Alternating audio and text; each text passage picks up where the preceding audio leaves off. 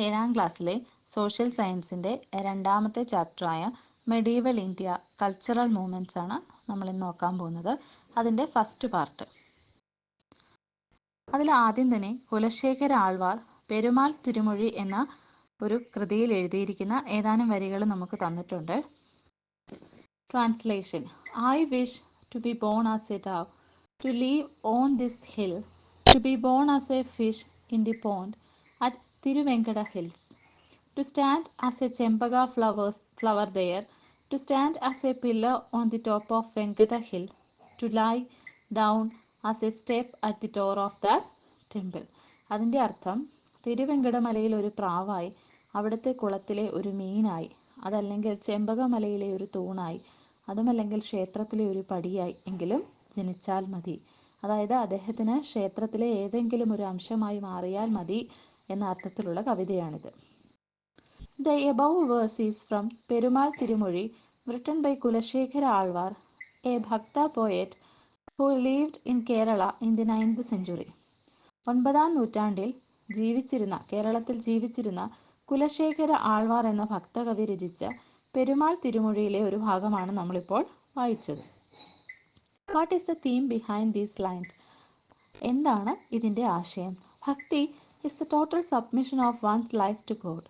The ideas and activities that arise out of bhakti are known as bhakti movement. ഭക്തി എന്ന് പറയുന്നത് ദൈവത്തിന് പൂർണ്ണമായി ജീവിതം സ്വയം സമർപ്പിക്കുന്നതാണ്. മറ്റുള്ളവരുടെ ആരുടെയും നിർബന്ധത്തിലല്ല, സ്വയം തോന്നി ദൈവത്തിന് ജീവിതം സ്വയം സമർപ്പിക്കുന്നതിനെയാണ് ഭക്തി എന്ന് പറയുന്നത്. ഭക്തിയെ അടിസ്ഥാനമാക്കി ഉയർന്നു വന്ന ആശയങ്ങളും പ്രവർത്തനങ്ങളുമാണ് ഭക്തി പ്രസ്ഥാനം. അപ്പോൾ നമ്മളോട് എന്താണ് വാട്ട് ഈസ് ഭക്തി മൂവ്മെൻറ്റ് എന്ന് ചോദിച്ചാൽ അർത്ഥം ഇതാണ്: the ideas and activities that arise out of ഭക്തി ആർ നോൺ ആസ് ഭക്തി movement. Then, the conservative outlook and the caste system that prevailed in the medieval India perpetuated discrimination among the people. മധ്യകാലഘട്ടത്തിൽ ഇന്ത്യയിൽ നിലനിന്നിരുന്ന യാഥാസ്ഥിതിക കാഴ്ചപ്പാടും ജാതി വ്യവസ്ഥയും ജനങ്ങൾക്കിടയിൽ വിവേചനം സൃഷ്ടിച്ചിരുന്നു. അതായത് ജാതിയുടെ അടിസ്ഥാനത്തിൽ ഇന്ത്യയിൽ പലതരത്തിലുള്ള വേർതിരിവുകളും സമൂഹത്തിൽ നിലനിന്നിരുന്നു. The social groups subjected to discrimination were attracted to Bhakti movement. Gradually, at different times, there occurred synthesis of various visions and practices in India. In this chapter, we shall discuss the two important cultural movements that spread across India during the medieval period, that is Bhakti Sufi movements. അതായത് ജാതി വ്യവസ്ഥ ഇന്ത്യയിൽ നിലനിന്നിരുന്നത് കൊണ്ട് തന്നെ പലതരത്തിലുള്ള വേർതിരിവുകളും ജനങ്ങൾ അനുഭവിക്കേണ്ടി വന്നിരുന്നു. അങ്ങനെ ആ വേർതിരിവുകളിൽ അനുഭവിച്ചു വന്നിരുന്ന ജനങ്ങളൊക്കെ പതുക്കെ പതുക്കെ ഭക്തി പ്രസ്ഥാനത്തിലേക്കും അല്ലെങ്കിൽ സൂഫി പ്രസ്ഥാനത്തിലേക്കും ആകൃഷ്ടരായി. അതായത് അവിടെ ഇത്തരത്തിലുള്ള വേർതിരിവുകളൊന്നും ഉണ്ടായിരുന്നില്ല. വേർതിരിവുകളിൽപ്പെട്ട് വിഷമിച്ചിരുന്ന ജനങ്ങൾക്ക് വേർതിരിവുകളില്ലാതെ തങ്ങൾക്ക് ദൈവാരാധന നടത്താനുള്ള ഒരു അവസരം ഉണ്ടായപ്പോൾ അങ്ങോട്ടേക്ക് ആകർഷിക്കപ്പെട്ടു. ഭക്തി മൂവ്മെന്റ് ഇൻ സൗത്ത് ഇന്ത്യ. ദക്ഷിണേന്ത്യയിലെ ഭക്തി പ്രസ്ഥാനം.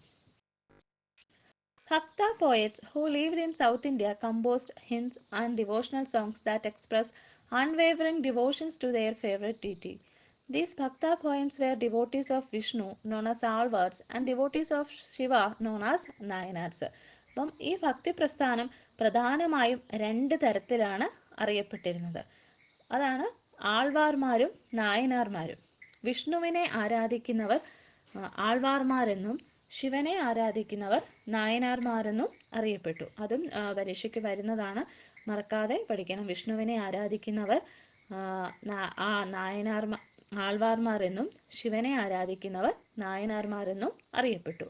Let's see the characteristics of this movement that existed between the 7th and 12th centuries.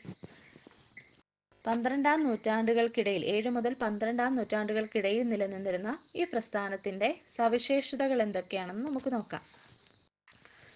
അതിന്റെ നടുക്ക് ഒരു പദസൂര്യൻ തന്നിട്ടുണ്ട്. നടുക്ക് ഭക്തി മൂവ്മെന്റ് ഇൻ സൗത്ത് ഇന്ത്യ. ആദ്യത്തേത് composition and singing of devotional songs in vernacular language. Vernacular എന്ന് പറഞ്ഞാൽ പ്രാദേശിക ഭാഷകളിലെ കീർത്തനങ്ങളുടെ രചനയും ആലാപനവും. അതുവരെയുള്ള കാലഘട്ടത്തിൽ ഈ പ്രധാനപ്പെട്ട പ്രാർത്ഥനകളും ആലാപനങ്ങളും എല്ലാം ഒരു സംസ്കൃതം അങ്ങനെയുള്ള ഭാഷകളിലാണ് രചിക്കപ്പെട്ടിരുന്നത്. അപ്പം ഈ ഭാഷകളൊന്നും എല്ലാവർക്കും അറിയില്ല. ഓരോ നാട്ടിലും അതാത് പ്രാദേശിക ഭാഷകളായിരിക്കും സംസാരിക്കുന്നത്. അപ്പോൾ വിദ്യാഭ്യാസത്തിനുള്ള അവസരമൊന്നും എല്ലാവർക്കും ഇല്ല. അതുകൊണ്ട് തന്നെ സംസ്കൃതം പോലെയുള്ള ഭാഷകളൊന്നും എല്ലാവർക്കും അറിയില്ലായിരുന്നു. അപ്പോൾ ഭക്തി പ്രസ്ഥാനമൊക്കെ അതാത് പ്രാദേശിക ഭാഷകളിലാണ് തങ്ങളുടെ പ്രാർത്ഥനാ ഗീതങ്ങൾ എഴുതി തുടങ്ങിയത്. അപ്പോൾ സാധാരണക്കാർക്കത് വായിച്ച് മനസ്സിലാക്കാനും അവർക്കത് ആലപിക്കാനുമുള്ള അവസരമുണ്ടായി. Then love and submission to God, ദൈവത്തോടുള്ള സ്നേഹവും സമർപ്പണവും. സബ്മിഷൻ എന്ന് പറയുന്നത് സമർപ്പണം. അടുത്തത് access to all respective of caste, ജാതി വ്യവസ്ഥ. ജാതി, നീ ഉയർന്ന ജാതിയാണ് അല്ലെങ്കിൽ നീ താഴ്ന്ന ജാതിയാണ്, അങ്ങനെയൊന്നും ഒരു വ്യത്യാസവും ഇല്ലാതെ ഭക്തി പ്രസ്ഥാനത്തിൽ ആൾക്കാർക്ക് പങ്കെടുക്കാൻ പറ്റുമായിരുന്നു. അന്നത്തെ കാലത്തൊക്കെ എല്ലാ ജാതിയിലുമുള്ളവർക്ക് ക്ഷേത്രങ്ങളിലൊന്നും പ്രവേശനമില്ലായിരുന്നു. അക്കാലത്ത് ഭക്തി പ്രസ്ഥാനം വളരെ വിശാലമായ കാഴ്ചപ്പാടാണ് സ്വീകരിച്ചിരുന്നത്. ജാതി വ്യവസ്ഥയൊന്നും അവർക്ക് ബാധകമല്ലായിരുന്നു. Then equal participation of woman, സ്ത്രീകൾക്ക് തുല്യ പങ്കാളിത്തം. അക്കാലത്ത് സ്ത്രീകളെയും മാറ്റി നിർത്തുന്ന ഒരു പതിവുണ്ടായിരുന്നു. ഭക്തി പ്രസ്ഥാനം എല്ലാ തരത്തിലുള്ള സ്ത്രീകളെയും എല്ലാ തരത്തിലുള്ള ജനങ്ങളെയും ജാതി വ്യവസ്ഥയോ ലിംഗവിവേചനമോ ഒന്നും കൂടാതെ എല്ലാ തരത്തിലുള്ള ആൾക്കാരെയും അതിലേക്ക് സ്വീകരിച്ചിരുന്നു. Then deep devotion to the beloved deity, ദൈവത്തോടുള്ള അകമഴിഞ്ഞുള്ള ആരാധന അല്ലെങ്കിൽ ആഴത്തിലുള്ള ആരാധന. ഇത്രയുമാണ് ദക്ഷിണേന്ത്യൻ ഭക്തി പ്രസ്ഥാനത്തിൻ്റെ പ്രധാന ഫീച്ചേഴ്സ്. അപ്പോൾ ഇത് പോയിന്റ്സ് ആയിട്ട് പഠിച്ചു വെക്കുക. The Bhakti movement emerged as a popular movement in Tamil Nadu. Alvars and Nayanars traveled from place to place singing devotional songs in vernacular language, which helped in spreading devotion among people. The compositions of Bhakti poets had a great impact on the common people when evil practices and inequality were dominant. The meaningless customary practices that prevailed in the society were questioned. Irrespective of caste, all sections of the society were attracted to the Bhakti movement. The writings of Alvards and Nayanars popularized Hinduism. അപ്പം തമിഴ്നാട്ടിലാണ് ഈ പോപ്പുലറായിട്ട് ഈ movement emerge ചെയ്ത് വന്നത്, ഒരു ജനകീയ പ്രസ്ഥാനമായിട്ട് ഉയർന്നു വന്നത്. Popular movement എന്ന് പറഞ്ഞാൽ ജനകീയ പ്രസ്ഥാനം. അപ്പം Alvars and Nayanars traveled from place to place singing devotional songs in vernacular language, which helped in spreading devotion among people. സാധാരണക്കാരുടെ പ്രാദേശിക ഭാഷയിൽ ഭക്തിഗാനങ്ങൾ ആലപിച്ചതുകൊണ്ട് ആൾവാർമാരും നായനാർമാരും എല്ലായിടത്തൂടെയും സഞ്ചരിച്ചുകൊണ്ടിരുന്നു. ഇത് പതുക്കെ പതുക്കെ ഭക്തി പ്രസ്ഥാനത്തിൻ്റെ അല്ലെങ്കിൽ ഭക്തി ജനങ്ങൾക്കിടയിൽ വ്യാപിക്കുന്നതിന് കാരണമായി. അപ്പോഴും നമ്മൾ ഓർത്തിരിക്കണം, വിഷ്ണുവിനെ ആരാധിക്കുന്നവർ ആൾവാർമാർ, ശിവനെ ആരാധിക്കുന്നവർ നായനാർമാർ. The compositions of Bhakta poet had a great impact on the common people when evil practices and inequality were dominant. അതായത് സമൂഹത്തിൽ അന്ന് വരെ ഇൻഇക്വാളിറ്റി, അതായത് തുല്യതയില്ല, എല്ലാവരെയും ഒരുപോലെയല്ല കണ്ടുകൊണ്ടിരുന്നത്. അതുപോലെ ഈവിൾ പ്രാക്ടീസസ്, അന്ധവിശ്വാസങ്ങൾ പോലെയുള്ള കാര്യങ്ങളൊക്കെ, അർത്ഥശൂന്യമായ ആചാരങ്ങളൊക്കെ ഉണ്ടായിരുന്നു. അപ്പം ഇതൊക്കെ ഉണ്ടായിരുന്ന കാലത്ത് എല്ലാ തരത്തിലുള്ള ആളുകളെയും ബോധവൽക്കരിക്കാൻ ഭക്തി പ്രസ്ഥാനത്തിന് കഴിഞ്ഞു.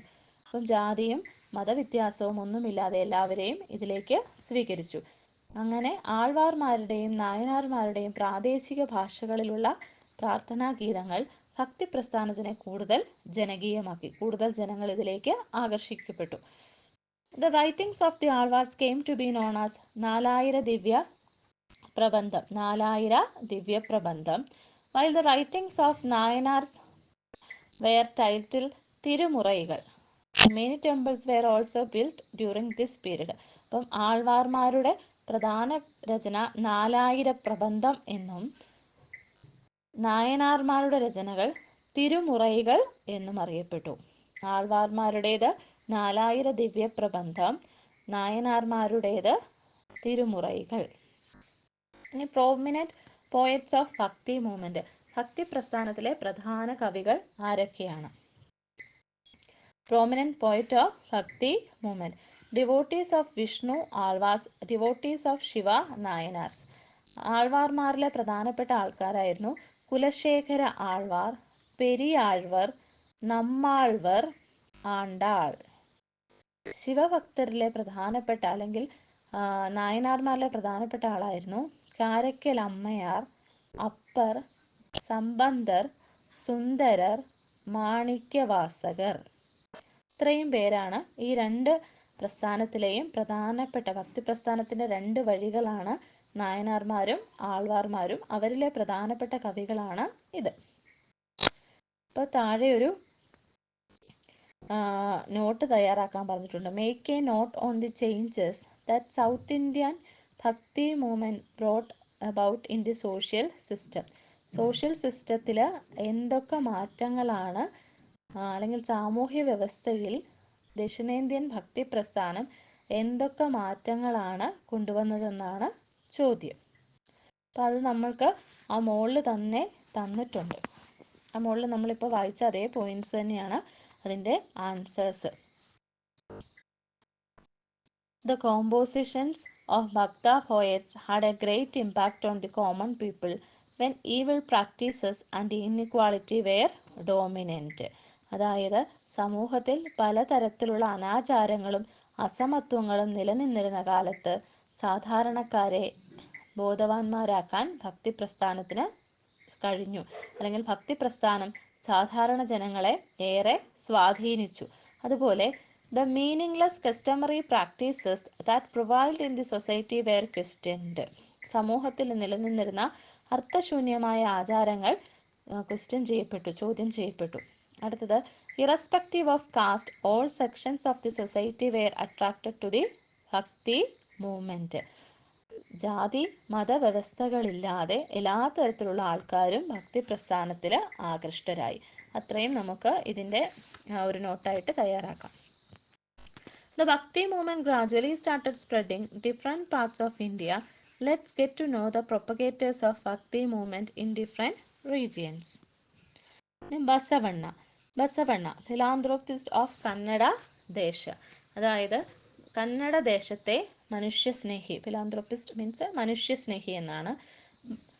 Attached below is the description of a discussion that took place in the Anubhava Mandapam, the forum set up by Basavanna. Note the figure. അപ്പം ബസവണ്ണ രൂപീകരിച്ച അനുഭവ മണ്ഡപം എന്ന ഒരു ചർച്ചാവേദിയിലെ ഒരു പിക്ചറാണ് നമുക്ക് തന്നിട്ടുള്ളത്. നമ്മളതൊന്ന് അനലൈസ് ചെയ്യാനാണ് പറഞ്ഞിരിക്കുന്നത്. അപ്പോൾ അതിൽ നടുക്ക് ബസവണ്ണ ഇരിപ്പുണ്ട്, ചുറ്റും ആൾക്കാർ കൂടി നിൽപ്പുണ്ട്. അപ്പോൾ എന്തൊക്കെ ചർച്ചയാണ് അവിടെ നടക്കുന്നതെന്ന് നോക്കാം. അപ്പോൾ ഒരാൾ ബസവണ്ണയോട് ചോദിക്കുന്നു, It is a right to discriminate people by birth and occupation.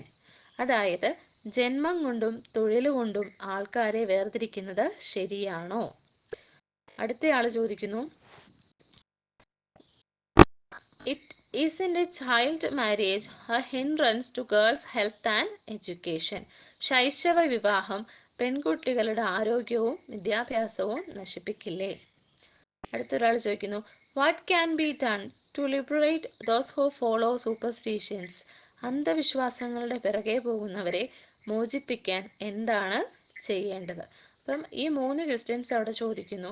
ആൻസറുകൾ Basavanna പറയുന്നുണ്ട്, നമുക്ക് നോക്കാം.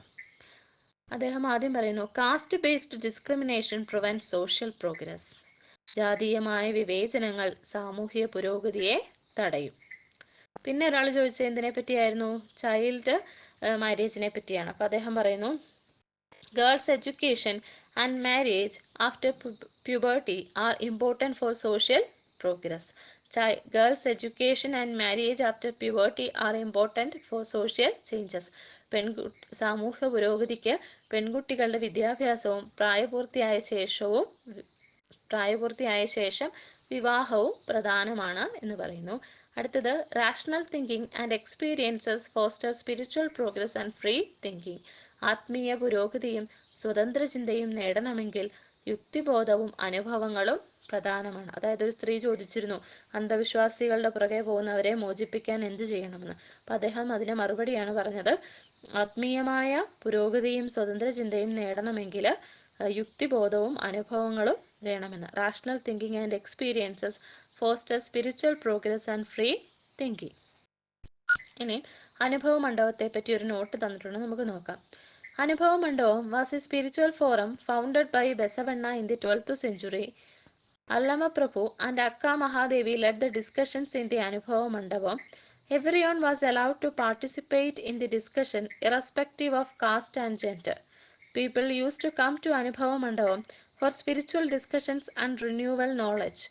The ideas that emerged in the discussions were conveyed to the people in the name of vajans. അതായത് 12-ാം നൂറ്റാണ്ടിൽ ബസവണ്ണ സ്ഥാപിച്ച ആത്മീയ ചർച്ചാവേദിയായിരുന്നു അനുഭവ മണ്ഡപം. അല്ലമ പ്രഭു, അക്ക മഹാദേവി എന്നിവരാണ് ഇതിലെ പ്രധാനപ്പെട്ട ആൾക്കാർ, അല്ലെങ്കിൽ ഈ ചർച്ചകൾക്ക് അവർ ലീഡർഷിപ്പ് നൽകിയിരുന്നു. ജാതി, ലിംഗവിവേചനം എന്നിവ കൂടാതെ എല്ലാവർക്കും പരിപാടിയിൽ പങ്കെടുക്കാമായിരുന്നു. അതായത് ജാതിയുടെ മാറ്റമൊന്നുമില്ല, അതുപോലെ സ്ത്രീ പുരുഷൻ എന്ന വിവേചനമൊന്നുമില്ല, എല്ലാവർക്കും ഇതിനകത്ത് പങ്കെടുക്കാം. ആത്മീയ ചർച്ചകൾക്കും അറിവ് പുതുക്കലിനുമായിട്ടാണ് ആൾക്കാർ ഇതിനകത്ത് വന്നിരുന്നത്. അതുപോലെ ഈ ആശയങ്ങളെയൊക്കെ, ഈ ചർച്ചയിൽ ഉയർന്നു വന്ന ആശയങ്ങളെയൊക്കെ വചനങ്ങൾ എന്ന പേരിൽ നൽകി. അതായത് ആൾക്കാർക്ക് എന്തെങ്കിലും കാര്യങ്ങളിലൊക്കെ സംശയങ്ങൾ ഉണ്ടെങ്കിൽ അത് ബസവണ്ണയോട് ചോദിക്കാം, അല്ലെങ്കിൽ അല്ലമ്മ പ്രഭു ഉണ്ട്, അക്ക മഹാദേവി ഉണ്ട്, അവരാണ് നേതൃത്വം നൽകുന്നത്. അപ്പം ഈ ചർച്ചകളിൽ ബസവണ്ണ അവർക്ക് അറിവ് പകർന്നു നൽകിയിരുന്നു. അത്തരത്തിലുള്ള ഒരു ആത്മീയ ചർച്ചാവേദിയായിരുന്നു അനുഭവ മണ്ഡപം.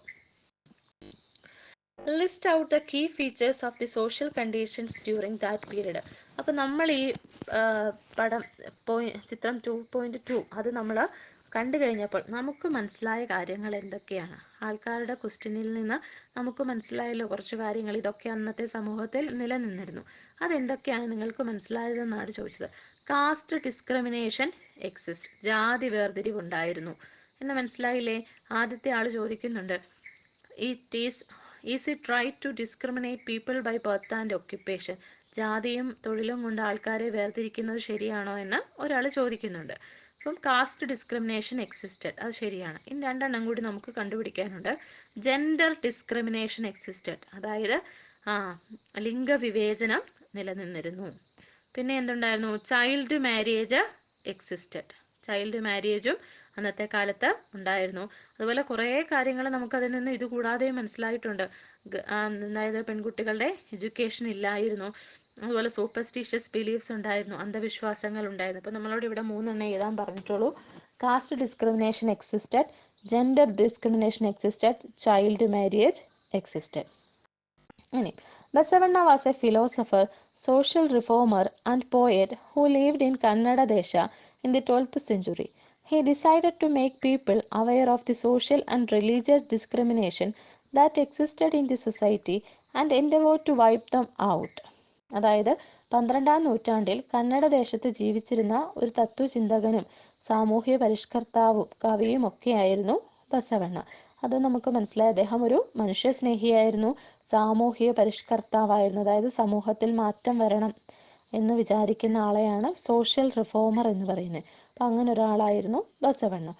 സമൂഹത്തിൽ നിലനിന്നിരുന്ന സാമൂഹികവും മതപരവുമായ വിവേചനങ്ങളെ ജനങ്ങൾക്ക് മനസ്സിലാക്കി കൊടുക്കുവാൻ അദ്ദേഹം തീരുമാനിച്ചു.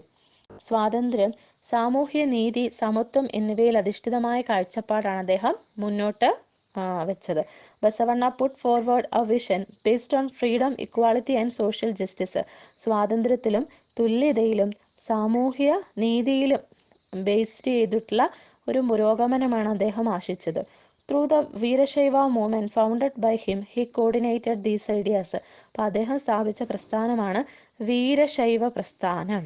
അപ്പോൾ ഇവിടെ ഒരു ക്വസ്റ്റ്യൻ ഉണ്ട്, വീരശൈവ പ്രസ്ഥാനം ആരംഭിച്ചത് ആര്, അല്ലെങ്കിൽ എസ്റ്റാബ്ലിഷ് ചെയ്താര്? ഹു ഫൗണ്ട് വീരശൈവ മൂവ്മെന്റ് എന്ന് ചോദിച്ചാൽ ബസവണ്ണ. അദ്ദേഹം ജീവിച്ചിരുന്നത് 12th സെഞ്ചുറിയിലാണ്. Then the major activities of Veerashaiva movement are given below. വീരശൈവ മൂവ്മെന്റിന്റെ പ്രധാനപ്പെട്ട ആക്ടിവിറ്റീസ് എന്തൊക്കെയാണെന്ന് നമുക്കിവിടെ തന്നിട്ടുണ്ട്. Brahmanical supremacy and authenticity of the Vedas were questioned. അതായത് ബ്രാഹ്മണ മേധാവിത്വത്തെയും വേദങ്ങളുടെ പ്രാമാണികതയും അല്ലെങ്കിൽ ആധികാരികതയും അദ്ദേഹം ചോദ്യം ചെയ്തു. അന്നത്തെ കാലത്ത്, അതായത് 12th സെഞ്ചുറിയിൽ ഇന്ത്യയിൽ ബ്രാഹ്മണരാണ് ഏറ്റവും ഉയർന്നതായിട്ട് നിലനിന്നിരുന്നത്. അതായത് നമ്മൾ പല പാഠങ്ങളിലും പഠിച്ചിട്ടുണ്ട്, ക്ഷേത്രങ്ങളോടനുബന്ധിച്ച വലിയൊരു ഭാഗം ഭൂമിയും അവരുടെ കയ്യിലായിരുന്നു. അപ്പോൾ അവർക്കത് അനുഭവിക്കാനായിട്ട് പറ്റിയിരുന്നു. അപ്പോൾ അങ്ങനെയുള്ള ആ മേധാവിത്വത്തെ ബസവണ്ണ ചോദ്യം ചെയ്തു. 2, people were educated against caste discrimination and discrimination against women. ജാതി വിവേചനത്തിനും സ്ത്രീ വിവേചനത്തിനുമെതിരെ ജനങ്ങളെ ബോധവൽക്കരിച്ചു. അതായത് ജാതീയമായ വിവേചനം വേണ്ട, ലിംഗവിവേചനം വേണ്ട എന്ന ആശയക്കാരനായിരുന്നു ബസവണ്ണ. അപ്പോൾ അദ്ദേഹം അതിനായിട്ട് ജനങ്ങളെ ബോധവൽക്കരിച്ചു. ഏകദൈവം പ്രോത്സാഹിപ്പിച്ചു. അതായത് മൊണോതിയിസം വേസ് എൻകറേജ്ഡ്. മൊണോതിയിസം എന്ന് പറയുന്നത് ഏകദൈവത്തിൽ വിശ്വസിക്കുന്നു. നമുക്കറിയാം ഹിന്ദു റിലീജിയനിൽ ഒരുപാട് ദൈവങ്ങളുണ്ട്. അപ്പോൾ അദ്ദേഹം ഏകദൈവത്തിനെ ആരാധിക്കാനാണ് ആൾക്കാരോട് ആവശ്യപ്പെട്ടത്, അല്ലെങ്കിൽ അതിനെ പ്രോത്സാഹിപ്പിച്ചു. Next, convinced the people about the greatness of work and labour. അധ്വാനത്തിൻ്റെയും തൊഴിലിൻ്റെയും മഹത്വം ജനങ്ങളെ ബോധ്യപ്പെടുത്തി. എല്ലാ തൊഴിലിനും അതിൻ്റെതായ മഹത്വമുണ്ട് എന്ന് ജനങ്ങളെ അദ്ദേഹം ബോധ്യപ്പെടുത്തി. അടുത്തത്, he opposed child marriage and encouraged marriage after puberty and widow remarriage. ശൈശവ വിവാഹത്തെ എതിർക്കുകയും, അതായത് പെൺകുട്ടികൾക്ക് പ്രായമാകുന്നതിന് മുമ്പ് വിവാഹം കഴിപ്പിക്കുന്നതിനെ അദ്ദേഹം എതിർത്തു. പ്രായപൂർത്തിയായതിനു ശേഷം മാത്രം പെൺകുട്ടികൾക്ക് വിവാഹം, അതുവരെ വിദ്യാഭ്യാസം എന്നുള്ളതായിരുന്നു അദ്ദേഹത്തിൻ്റെ നയം. അപ്പോൾ ശൈശവ വിവാഹത്തെ എതിർക്കുകയും പ്രായപൂർത്തി വിവാഹം, വിധവാ പുനർവിവാഹം എന്നിവ പ്രോത്സാഹിപ്പിക്കുകയും ചെയ്തു. അതായത് വിധവകളാകുന്നത് ചിലപ്പോൾ വളരെ പ്രായം കുറഞ്ഞ സ്ത്രീകളായിരിക്കും. അപ്പോൾ അവർക്ക് പിന്നീട് അങ്ങോട്ടൊരു ജീവിതമില്ല. അപ്പം അങ്ങനെയുള്ളവർക്ക് വീണ്ടും വിവാഹിതരാവാം, അല്ലെങ്കിൽ വിധവാ പുനർവിവാഹത്തെ പ്രോത്സാഹിപ്പിച്ച ഒരാളാണ് ബസവണ്ണ. അദ്ദേഹം രൂപീകരിച്ച പ്രസ്ഥാനമാണ് വീരശൈവ പ്രസ്ഥാനം. ആ വീരശൈവ പ്രസ്ഥാനത്തിൻ്റെ പ്രധാന പോയിന്റ്സ് ആണ് നമുക്ക് ഈ തന്നിരിക്കുന്നത്. അപ്പോൾ അതൊരു ക്വസ്റ്റ്യൻ വരാം. The major activities of Veerashaiva movement, അല്ലെ write a note on major activities of the Veerashaiva movement. അപ്പം ഈ പോയിന്റ്സ് ആണ് നമ്മൾ എഴുതേണ്ടത്. ഇനി Basavanna's message highlighting humanism and equality. If thought and actions are good, the nations will prosper. മനുഷ്യസ്നേഹവും സമത്വവും ഒക്കെ ഉയർത്തിക്കാട്ടിയ ബസവണ്ണയുടെ സന്ദേശങ്ങളാണ് തന്നിരിക്കുന്നത്. അപ്പോൾ അദ്ദേഹം ആദ്യം പറയുന്നു, ചിന്തയും പ്രവൃത്തിയും നന്നായാൽ രാഷ്ട്രം ഉയർച്ച നേടും. ഓരോ പൗരൻ്റെയും ചിന്തയും പ്രവൃത്തിയും നന്നായാൽ ആ രാജ്യത്തിന് ഉയർച്ച ഉണ്ടാവുമെന്നാണ് അദ്ദേഹം വിശ്വസിച്ചിരുന്നത്. Second, all human beings have equal rights irrespective of caste. ഏത് ജാതിയിൽപ്പെട്ടവരായാലും മനുഷ്യർക്കെല്ലാം അവകാശങ്ങൾ തുല്യമാണ്.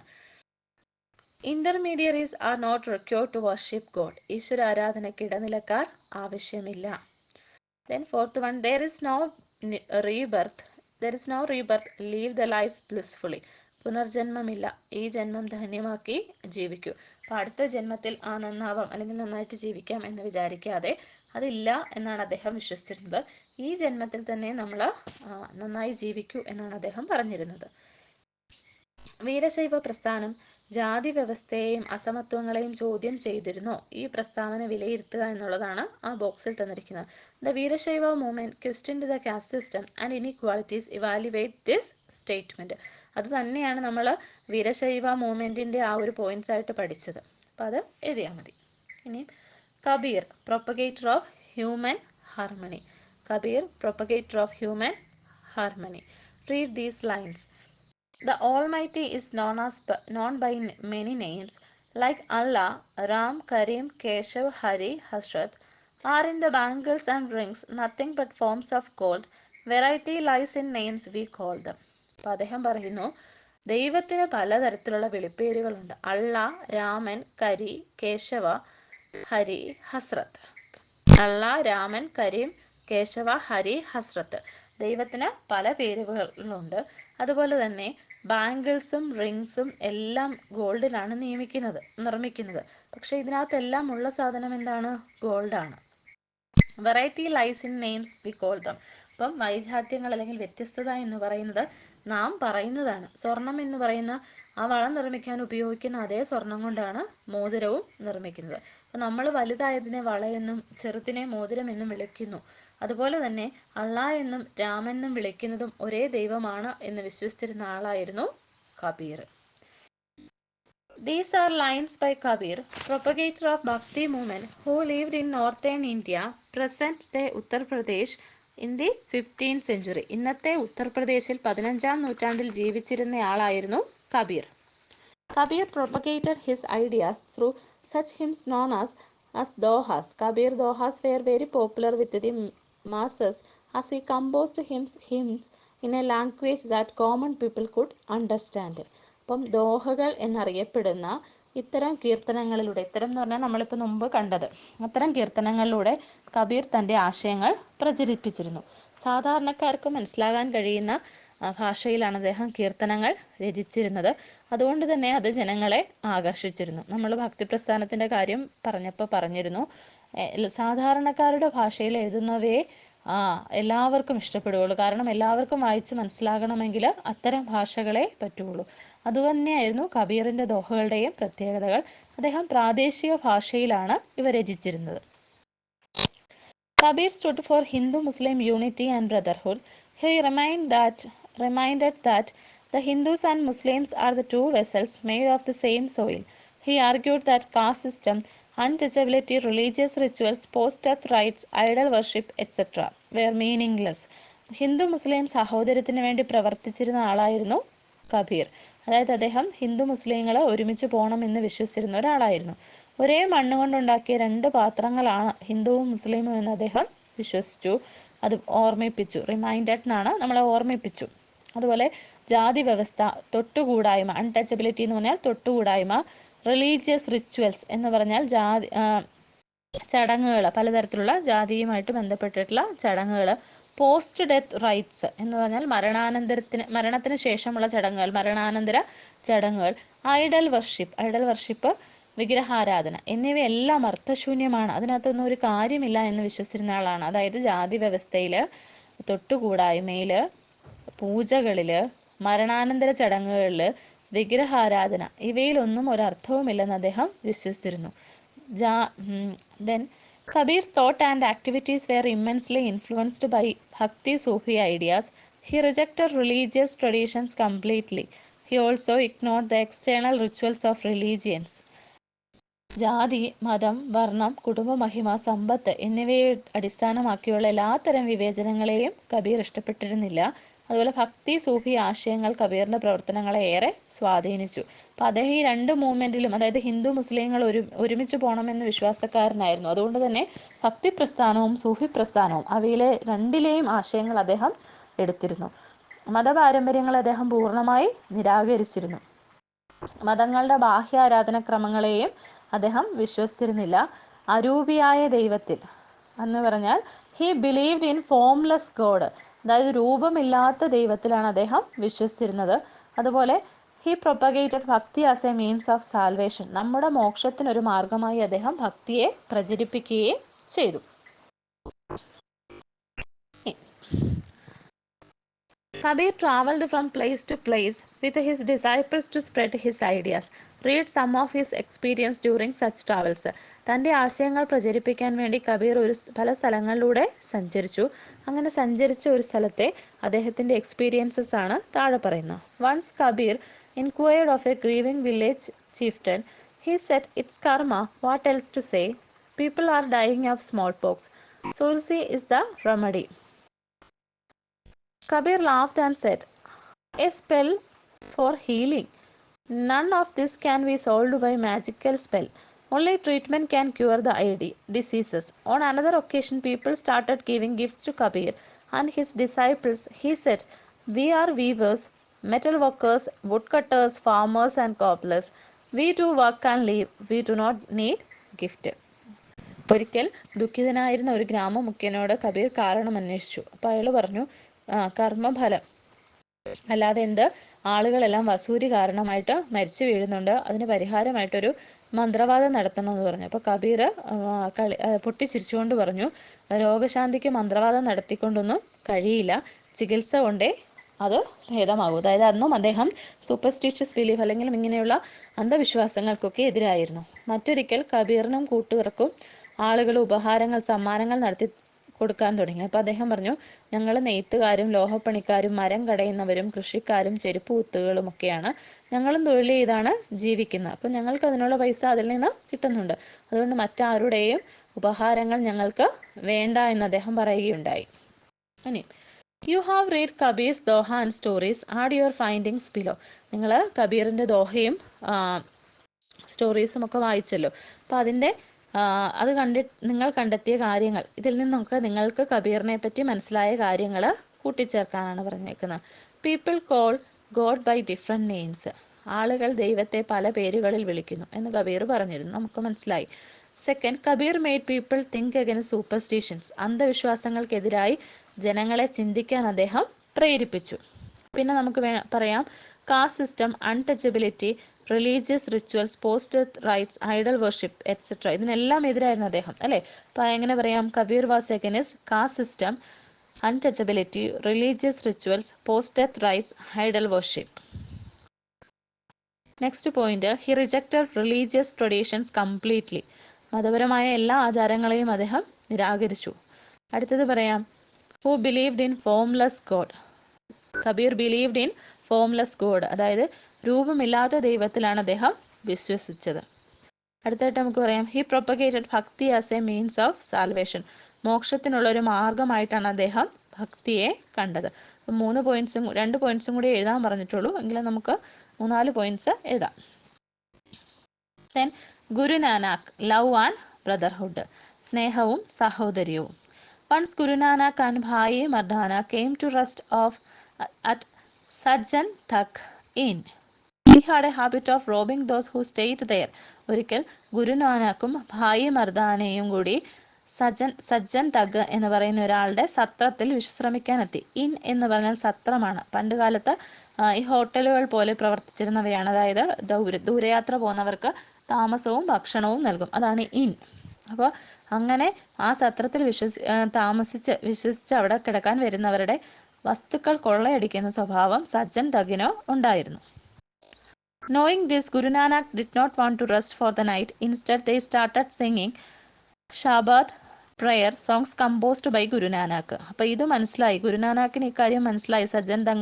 സജ്ജൻ തഗ് തന്നെ അല്ലെങ്കിൽ തൻ്റെ വസ്തുക്കൾ മോഷ്ടിക്കാനാണ് ഇരിക്കുന്നത്, അല്ലെങ്കിൽ മറ്റുള്ളവരുടെ വസ്തുക്കൾ മോഷ്ടിക്കുന്ന ഒരു ശീലം അദ്ദേഹത്തിനുണ്ട് എന്ന് ഗുരുനാനാക്ക് മനസ്സിലാക്കി. ഇത് മനസ്സിലാക്കിയ ഗുരുനാനാക്ക് രാത്രി വിശ്രമിക്കാൻ തയ്യാറായില്ല. പകരം ഗുരുനാനാക്ക് തന്നെ രചിച്ച പ്രാർത്ഥനാ ഗാനങ്ങളായ ഷാബദ് ആലപിക്കാൻ തുടങ്ങി. The recited meaning, it was unjust to loot others' wealth. Sajjan Tak realized his mistake when he listened to the lyrics of the song. He begged Guru for forgiveness. Guru Nanak advised him to give back all the stolen wealth to the poor and to live honestly. Then on Sajjan began a life helping those who visited his inn. അപ്പോൾ മറ്റുള്ളവരുടെ സമ്പത്ത് കൊള്ളയടിക്കുന്നത് അന്യായമാണ് എന്നർത്ഥം വരുന്ന വരികളാണ് അദ്ദേഹം ചൊല്ലിത്തുടങ്ങിയത്. പാട്ടിൻ്റെ വരികൾ കേട്ടപ്പോൾ തന്നെ സത്രം സൂക്ഷിപ്പുകാരന് മനസ്സിലായി തൻ്റെ തെറ്റ്. അദ്ദേഹത്തിന് മനസ്സിലായി തന്നെ ഉദ്ദേശിച്ചാണ് ഈ പാടുന്നതെന്ന്.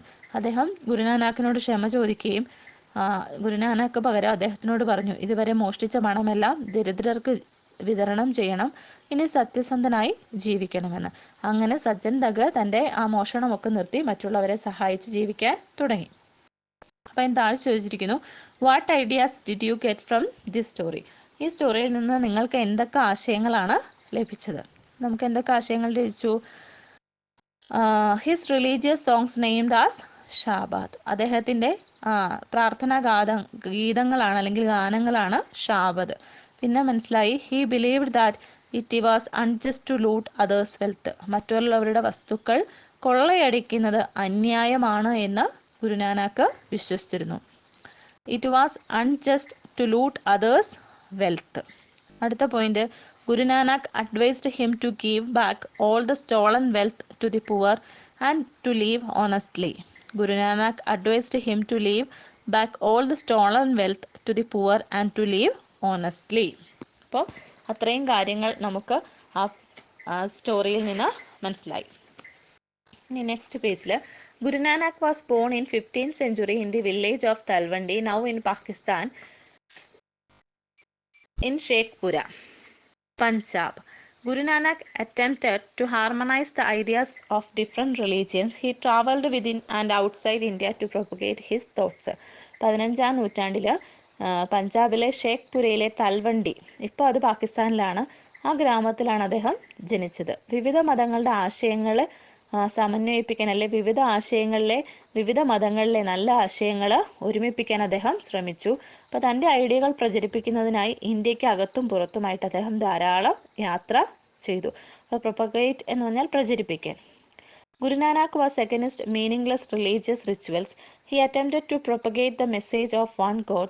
He promoted the ideas of equality, brotherhood, love, goodness and religious tolerance.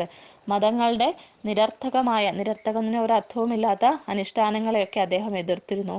ഏകദൈവം എന്ന സന്ദേശം ജനങ്ങളിലേക്ക് എത്തിക്കാൻ അദ്ദേഹം ശ്രമിച്ചു. തുല്യത, സാഹോദര്യം, സ്നേഹ, നന്മ, മതസഹിഷ്ണുത എന്നീ ആശയങ്ങളെ അദ്ദേഹം പ്രോത്സാഹിപ്പിച്ചു. Caste discrimination, idolatry, pilgrimage etcetera were rejected by him. ജാതി വ്യവസ്ഥ, വിഗ്രഹാരാധന, അതുപോലെ തീർത്ഥാടനം, ഇതെല്ലാം അദ്ദേഹം നിരാകരിച്ചു. Economic inequality was questioned and people were encouraged to abstain from using intoxicants. ലഹരി വസ്തുക്കൾ അല്ലെങ്കിൽ ലഹരി വസ്തുക്കൾ ഉപയോഗിക്കരുത് എന്ന് അദ്ദേഹം ജനങ്ങളോട് പറഞ്ഞു. അതുപോലെ സാമ്പത്തിക അസമത്വങ്ങളെ ചോദ്യം ചെയ്തു. അപ്പോൾ അദ്ദേഹം സാമ്പത്തിക അസമത്വങ്ങളെ ചോദ്യം ചെയ്തു, ലഹരി വർജനത്തിന് ജനങ്ങളെ പ്രചരിപ്പിച്ചു. He emphasized the importance of langar or community kitchen where all classes of people could eat together. His ideas later paved the way for the formation of Sikhism. എല്ലാ വിഭാഗം ജനങ്ങൾക്കും ഒരുമിച്ച് ഭക്ഷണം കഴിക്കാനാവുന്ന ലങ്കാർ അഥവാ പൊതു അടുക്കളയുടെ പ്രാധാന്യം അദ്ദേഹം വ്യക്തമാക്കി. അദ്ദേഹത്തിന്റെ ആശയങ്ങൾ പിൽക്കാലത്ത് സിഖ് മതത്തിന്റെ രൂപീകരണത്തിന് വഴിതെളിച്ചു. അപ്പോൾ സിഖ് മത സ്ഥാപകനാണ് ഗുരുനാനാക്ക്. അദ്ദേഹത്തിന്റെ ഈ കമ്മ്യൂണിറ്റി കിച്ചനൊക്കെ ഇപ്പോഴും പഞ്ചാബിലുണ്ട്. അപ്പം സിഖിസത്തിന്റെ അല്ലെങ്കിൽ സിഖ് മതത്തിന്റെ രൂപീകരണത്തിന് വഴിതെളിച്ചത് ഗുരുനാനാക്കിന്റെ ആശയങ്ങളാണ്. Make a note on the methods adopted by Guru Nanak to propagate the ideas of religious tolerance and universal brotherhood. മതസഹിഷ്ണുത, സാർവത്രിക സാഹോദര്യം എന്നീ ആശയങ്ങൾ പ്രചരിപ്പിക്കാൻ ഗുരുനാനാക്ക് സ്വീകരിച്ച മാർഗങ്ങൾ എന്തെല്ലാമെന്ന് കുറിപ്പ് തയ്യാറാക്കുക എന്ന് പറഞ്ഞിട്ടുണ്ട്. അപ്പോൾ ആ ക്വസ്റ്റ്യൻ ചോദിച്ചിരിക്കുന്നതിന് തൊട്ട് മുകളിലത്തെ പാരഗ്രാഫിലെ എല്ലാ പോയിന്റ്സും ആൻസറാണ്. Guru Nanak was against meaningless religious rituals. അദ്ദേഹം നിരർത്ഥകമായ അനുഷ്ഠാനങ്ങളെ എതിർത്തിരുന്നു. അദ്ദേഹം ഏകദൈവത്തിൽ വിശ്വസിച്ചിരുന്നു. അതുപോലെ തീർത്ഥാടനം, വിഗ്രഹാരാധന, ജാതി വിവേചനം ഇവയെ ചോദ്യം ചെയ്തു. സാമ്പത്തിക അസമത്വത്തെ ചോദ്യം ചെയ്തു. ലഹരി വർജനത്തിന് ജനങ്ങളെ പ്രേരിപ്പിച്ചു. കമ്മ്യൂണിറ്റി കിച്ചൻ ആശയം പ്രചരിപ്പിച്ചു. ഇതെല്ലാം അതിൻ്റെ ആൻസേഴ്സ് ആണ്. In short, the social and religious activities of Kabir and Guru Nanak ushered in a period of cultural harmony in medieval India. കബീറിൻ്റെയും ഗുരുനാനാക്കിൻ്റെയും സാമൂഹ്യവും മതപരവുമായ പ്രവർത്തനങ്ങൾ മധ്യകാല ഇന്ത്യയിൽ ഒരു സാംസ്കാരിക സമന്വയത്തിന് തുടക്കം കുറിച്ചു. സിഖ് മതത്തിന്റെ വിശുദ്ധ ഗ്രന്ഥമാണ് ആദിഗ്രന്ഥ. ആദിഗ്രന്ഥ is the holy book of Sikhism. The ആദിഗ്രന്ഥ contains writing of all the Sikh gurus beginning from Guru Nanak. ഗുരുനാനാക്കിൽ തുടങ്ങുന്ന സിഖ് ഗുരുക്കന്മാരുടെ രചനകളാണ് ആദിഗ്രന്ഥത്തിന്റെ ഉള്ളടക്കം. അപ്പം സിഖ് മതത്തിന്റെ വിശുദ്ധ ഗ്രന്ഥമാണ് ആദിഗ്രന്ഥ.